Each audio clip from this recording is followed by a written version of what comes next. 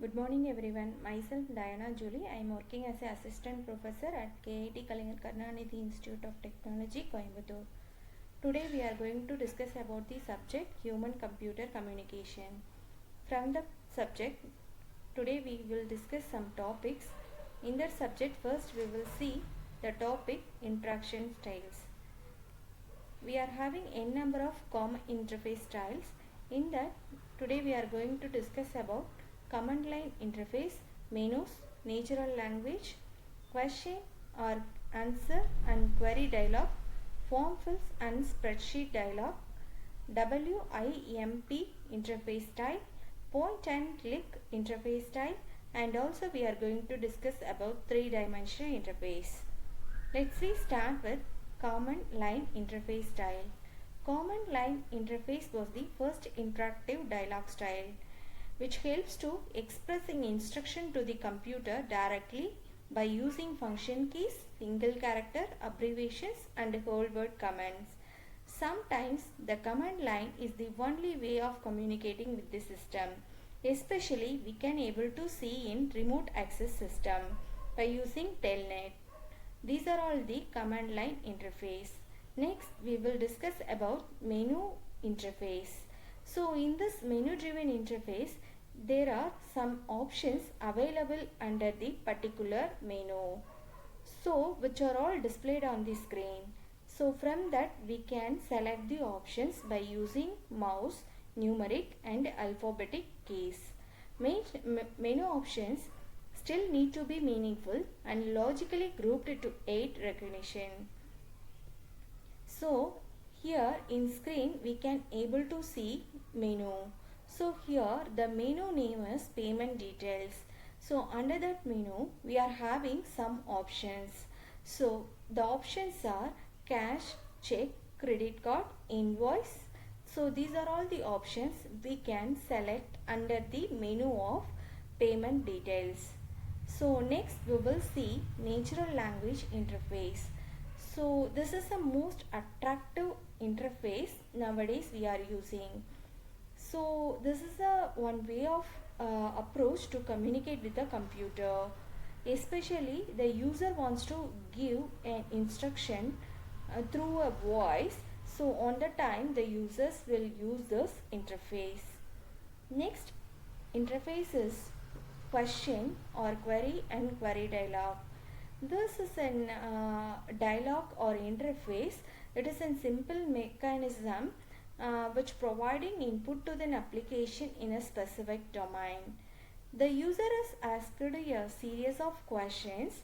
So for like yes or no response or multiple choice or code, it is lead through an interaction step by step.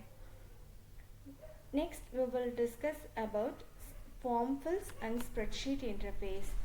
This is an interface primarily used for data entry but also be useful in data retrieval application. Sometimes this kind of interface it is displayed resembling a paper form. By using this interface, user can enter their data which can be stored in the database.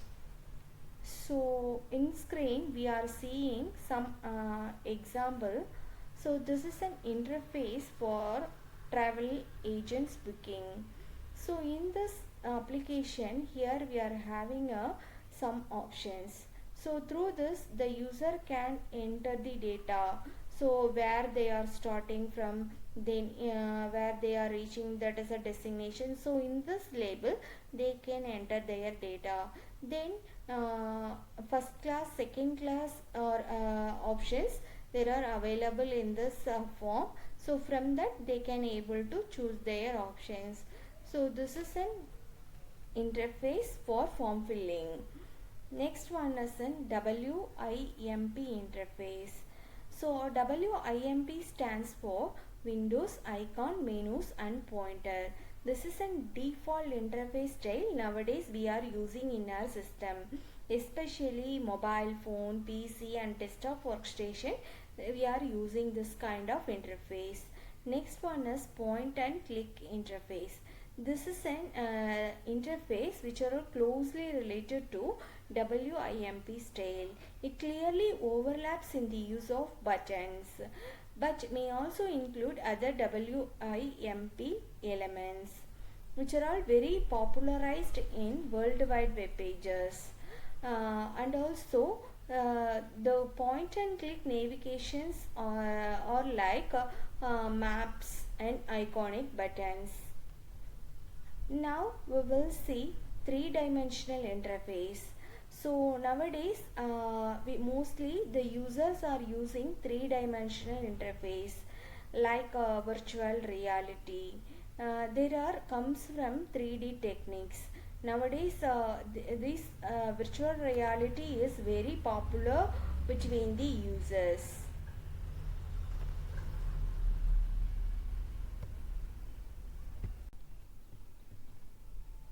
Next we will discuss about some elements of WIMP interface. First we will discuss about windows. Usually windows are the area of screen that behave as an independent terminal.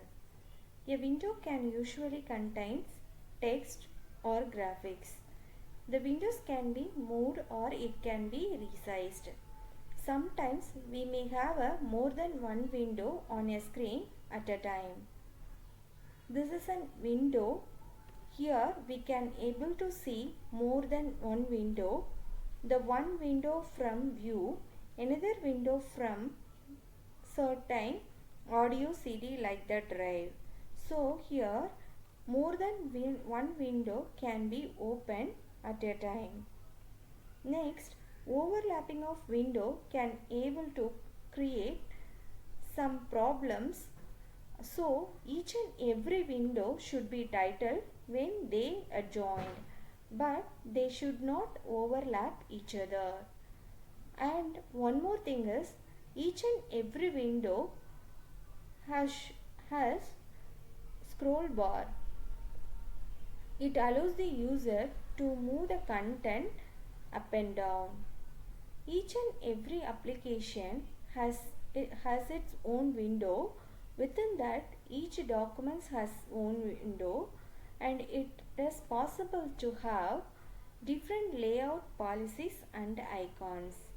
In screen, we can able to see icons. Once we open this icon means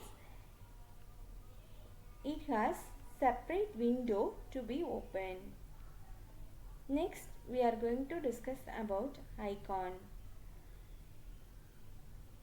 A small picture is used to represent a closed window, and this representation is known as icon. By allowing an icon, many windows can be available on the screen at a time. Shrinking a window to its icon is known as iconifying the window. When the user temporarily don't want to follow the particular thread of dialogue on the time, he can suspend the dialogue by iconifying the window. The window may containing a dialogue. Icon can also be used to represent other aspect of the system, such as waste bucket for throwing unwanted file. Next we will see pointer. Pointer, which is used to point out some icons, some labels, some buttons on the screen. Although joysticks and throwballs are others, and it is an important component of WIMP interface. Next we will see menus. Menu represents a choice of operations or service that can be performed by a system at a given time. Menu provides lot of information in the form of order list. This list can able to execute some set of operations that can be scanned. The pointing device is used to indicate a desired options as the pointer moves to the position of a menu item. The menus are placed in the menu bar. Sometimes the menu bars have a sub-menus. When the user wants to use that menu, on the time they can pull down. Menu bars are placed on the top of the screen. Once the user wants to use submenus, on the time they can click on the main menu which is already placed on the top of the screen. So once they clicked on that main menu means it will be dragged down. From that option the user can choose that submenus are displayed automatically. Next we will discuss about buttons. Buttons are individual and they are isolated within the display, and that it can be selected by the user to invoke specific operations. Usually these buttons are labeled by text. We are having n number of buttons. So the first button is radio buttons. When the user wants to choose one option from the group of option, on the time they can use this radio buttons. These radio buttons are used in group box. Then when the user wants to create checklist experience which is good for forms and audit, on the time they will use checkbox. Next, share buttons are usually used by the user to share the content and achieved directly to the social networking. Next, the user can use color selection radio button for selecting product colors. Then for selecting shirt colors, for that purpose they can use this color selection radio button. Then when the user wants to choose secondary option such as later, not now and scheme, on the time the user can choose or select goes button. Next we will see toolbars. The function of the toolbar is similar to the menu bar only. Sometimes it may have a slight difference. Sometimes the content of the toolbar is fixed, but in future the user can able to customize it. Next, palettes. Palettes is created by the user from the menu or toolbar. The user can create a palette. From that palette the user may have a menu options or they may have a colors. Like that the user can create their own palette. Next option is dialog box. Dialog box are information window used by the system to bring the user attention to the some important information. When the system wants to display some error to the user or it wants to give some warning to the user, on the time the system will arise the dialog box.